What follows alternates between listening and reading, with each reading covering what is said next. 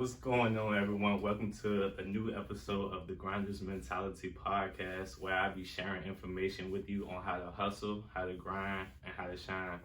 So we got a special guest on the episode today. You can go ahead and introduce yourself. My name is Lydia Lewis, and I'm an entrepreneur, credit specialist, and ambassador. All of that. So how do you make all that work as far as just starting in the entrepreneurship world? So, if someone wanted to start a business and they had no idea what they wanted to do, or if they have like a lot on their plate, how do you make all that work?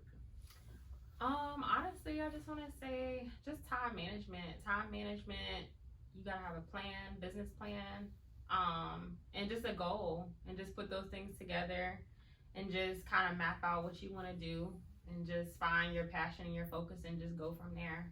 It's going to be hard. I'm not going to say it's an easy, just overnight thing. It's just going to take time and work. So when you started in the entrepreneur world, did you know exactly what it was that you wanted to do? I did. I knew I wanted to continue in the beauty field, in the beauty industry. I knew I wanted to just make women feel beautiful about themselves and just more confident, and just kind of just stick to that niche. Okay, so as far as that, like, how do you, when you market your business and you get your clientele, how do you go about marketing your business so you can bring in more clientele? As far as marketing is concerned, I want to say I use Facebook Insights. Like, Facebook is really good as far as like promotion, paying for the ads. Like, I do that. You can set it up to what you want it to be. And then also, of course, Instagram. But Facebook, I feel like, is a really good tool because it has so many things on the back end that you can, that you can do, and that you can see to like your progress, and you can see how many people you reached and stuff like that. So I say Facebook has really done me some justice. So you think it's better to do Facebook than Instagram when it comes to business, or does it really matter? Well, I think they said that Facebook owns Instagram, or Instagram owns. I think it's either one or the other, but I say Facebook because, like I said, you can see the insights and you can see like the people you reach. Instagram, you can do the same thing, but I feel like Facebook is more of a broader audience, kind of, sort of, if you don't have a lot of followers. So I want to say Facebook. Okay. So, like, is there a preference on your clientele? Because I know there's a lot of like Black-owned businesses being built to this day. So it's like, do you only service Black customers, or do you service any color customers? I service any color. My clientele actually started off. It wasn't. I didn't really actually have like a lot of African American customers. So it started off kind of like the opposite. And as time went on, the ones that did follow me back and, kept supporting, it went back into, more of, people of color. But my business is mixed. So I service, white and Black, Hispanic, any race. So it's really amazing to see, like, the level that people are leveling up to as far as creating Black-owned businesses, because with everything that's happening in this world, and one being that we're sticking together as a culture, and then two, supporting Black-owned businesses, like that's something that's amazing, because back then it wasn't really that way. You didn't really hear too many Black-owned businesses like opening up and things of that nature. So with that, how do you see yourself as far as being a successful mentor or a partner to someone who wants to create a business? Just creating the opportunity and the leeway for them, like business owners created for me. Because when I first started, I had to literally just learn from scratch. I had to be the student. So I guess to like give back and all the different type of things, and to help other entrepreneurs who want to do the same thing, just kind of just supporting them, and helping them, and not steering them in the wrong direction. Just kind of just taking them under my wing, kind of teaching them everything I know, because like I said, everybody has become a student at one point, and you gotta learn That's from the there. only way. So. Yep. That's true. That's true. So I mean, I think like it's amazing because like the thing that I'm doing, which is promoting black owned businesses, people may think like how are you gonna make something out of that.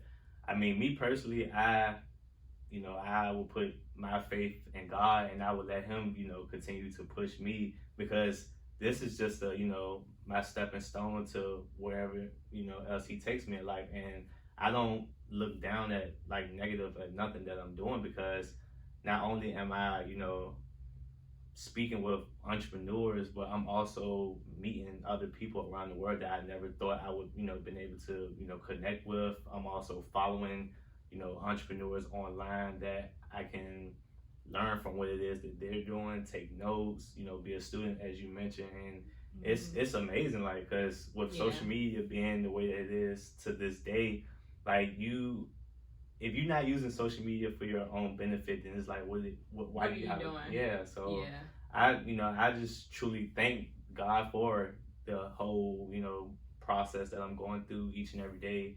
Like, like how you doing building clientele. I'm, trying to build clientele on my end with my podcast and just trying to build from that, that nature. So it's amazing. I mean, it's definitely it's a journey.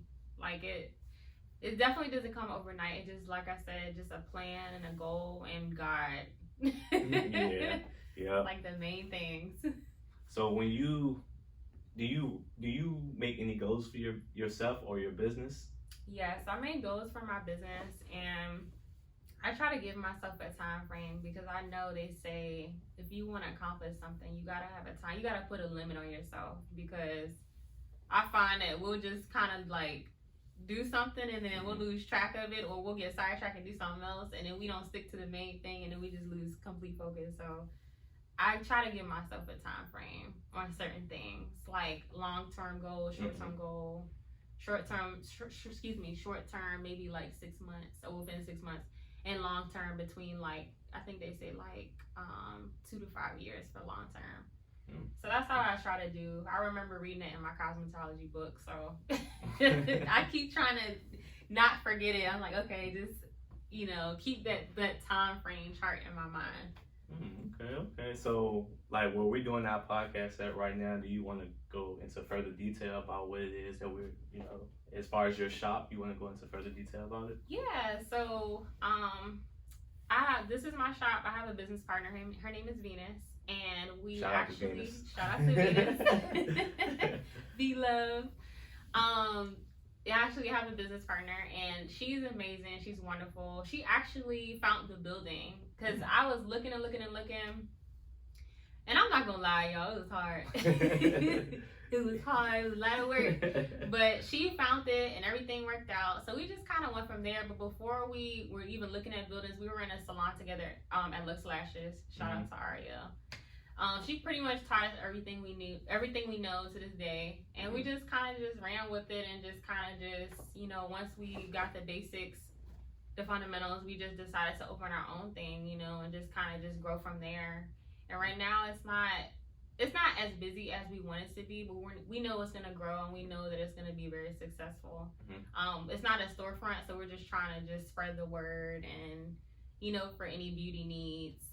But it is a lash salon, and it's coming along. It's nice, and we're excited. We have it open. And I like how you mentioned, y'all basically had someone that took y'all up under their wing. So for someone that's starting, in entrepreneurship, how would you prefer them to get in contact with someone if they were looking to have a mentor? Would you think they should use social media? Do you think they should go through family members or? I want to say like family members is cool, but it's just, I want to say it's the layout of it. Like you just really have to just be determined, because I mean family can put you in certain positions and places, but it's just like you still gotta do your part. Like you still gotta do what you gotta do. But I say just find as far as mentorship, I say just get in contact with somebody that's doing what you want to do, and just kind of learn from them. Like just shadow them. Like that's what I did at Lux Lashes. I just shadowed you know, people I want to be like surround yourself with people you want to be like, or what you want to do, you know, or you can see yourself in the future doing. Just surround yourself with those like-minded people, because eventually it rubs off on you, and then eventually you'll be able to, you know, see yourself doing the same thing that they're doing. And that's kind of how, you know, we started, just, you know. So that seed was planted in, you know, inside of two entrepreneurs two, you know, upcoming entrepreneurs who wanted to eventually lash out to themselves. And that's the model of life. You have to learn or use your, you know, your full-time job and learn from what goes on at your full-time job. And then if you do want to become an entrepreneur, you have the tools, you have the knowledge from your job. You just use that, and you know, you jump off the cliff, and you, of course, it's gonna be hard. Nothing's given to you. You gotta do your research. You gotta go for it. Yeah, you have to. And like a lot of people are scared to, like, I guess they have their doubts, and it's like, you're gonna have doubts. I mean, you have to take the risk. That's the only way you'll be able to get to that next level, is if you take a risk. Like me, starting to, like how I told you, I'm camera shy, and I know that's something that I'm going to have to, you know, brush off my shoulder in order to be able to make it to another level in the podcast industry. I mean, come on now, like, and I'm also a shy person, so I mean, like, I can't help it, but it's something that I have to work on in order to, you know, do what I want to do as far as being in the business world. So I mean, yeah, it was definitely, I'm not gonna lie, I was shook, y'all. Like, when I was thinking about this for a long time, like just opening a business and then like looking for a building. I know friends that were doing it, and I was just like, I'm so scared. Like, I don't know how I'm gonna pay the rent, and like just, you know, I feel like I was worried about the wrong things.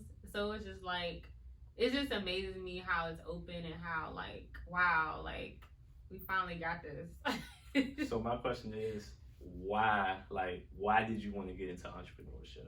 I wanted to get into entrepreneurship because it's a goal I've always wanted to have. I never really knew where to start, so it just kind of started from a dream. I always knew that I wanted to work for myself, and I always knew that I didn't like my jobs.